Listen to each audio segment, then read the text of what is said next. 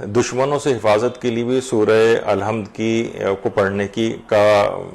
بہت تاکید اس لحاظ سے آئی ہے،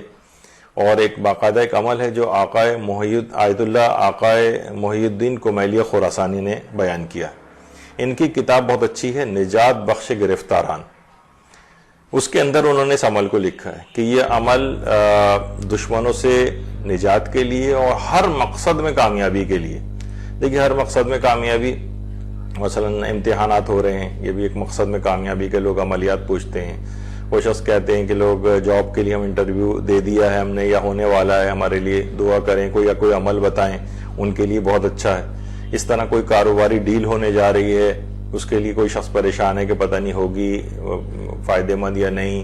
یا یہ ڈیل ہو پاتی ہے یا نہیں، یعنی ہر مقصد میں کامیابی کے لیے۔ رشتہ کوئی آ رہا ہے اس میں کامیابی کے لیے، اور اس طرح سے بہت سارے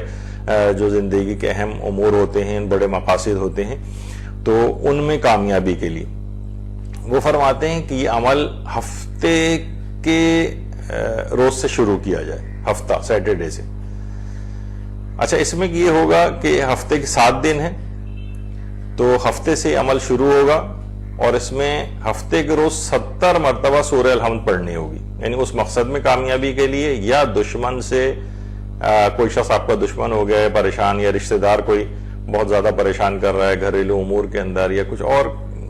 اس طرح کی جو چیزیں ہوتی ہیں جس میں دشمنیاں سی ہو جاتی ہیں اور آدمی پریشانی کا شکار ہوتا ہے، تو ہفتے کے دن سے اس عمل کو شروع کیا جائے۔ ہفتے کے دن 70 مرتبہ سورہ الحمد پڑھیں۔ اچھا، پھر ہر روزانہ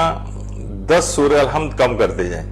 یعنی ہفتے کے دن 70 مرتبہ سورہ الحمد، اتوار کے روز 60 مرتبہ سورہ الحمد پڑھیں، پھر پیر کے روز 50 دفعہ پڑھیں، پھر منگل کے روز 40 دفعہ، بدھ کے روز 30 دفعہ، جمعرات کے روز 20 دفعہ، اور جمعے کو 10 مرتبہ۔ اور بہتر ہے کہ یہ عمل، بہتر ہے، ضروری نہیں ہے کسی بھی وقت پڑھی جا سکتی، لیکن بہتر ہے یہ عمل نماز پڑھنے کے بعد ہو، کوئی سی بھی نماز جو آپ نے اپنے لیے آسانی، جس میں آپ کے پاس وقت ہوتا ہے، ہفتے کے دن سے شروع کریں، اور ہفتے کو 70 دفعہ اور 10 کم کرتے جائیں، یہاں تک کہ جمعے کے روز 10 مرتبہ اس سورہ الحمد کو پڑھا جائے گا۔ پھر جس مقصد کے لیے بھی آپ نے وہ پڑھی، انشاءاللہ اس مقصد کے اندر ضرور کامیابی ہوگی۔